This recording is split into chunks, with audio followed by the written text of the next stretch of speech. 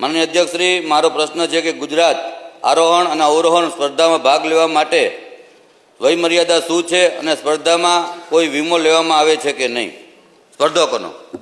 માન્ય અધ્યક્ષ શ્રી, ગુજરાત આરોહણ અવરોહણ સ્પર્ધામાં 14 થી 35 વર્ષની વયમર્યાદામાં આવતા યુવક યુવતીઓમાં સાહસિકતાના ગુણ ખીલે તે માટે રાજ્ય સરકાર દ્વારા પ્રતિવર્ષ આયોજન કરવામાં આવે છે. વીમાની વાત કરીએ તો નિયામકશ્રીની કચેરી મારફત સ્પર્ધામાં ભાગ લેનાર તમામ સ્પર્ધકોનો વીમો ઉતારવામાં આવે છે.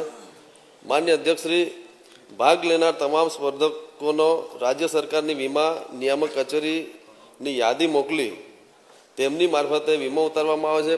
પ્રતિ વર્ષ વીમા નિયામકશ્રીને 7,80,000નું પ્રીમિયમ ભરવામાં આવે છે, જેમાં દર વર્ષ દરમિયાન નિયામકશ્રી યુવક સેવા અને સાંસ્કૃતિક પ્રવૃત્તિની આવા પ્રકારના સાહસ પ્રવૃત્તિઓમાં ભાગ લેનારા સ્પર્ધકોને આંશિક ઈજાના કિસ્સામાં 2 લાખ રૂપિયા આપવામાં આવે છે. પૂર્ણ ઈજાના કિસ્સામાં 4 લાખની જોગવાઈ છે અને મૃત્યુના કિસ્સામાં 4 લાખની જોગવાઈ કરવામાં આવેલ છે.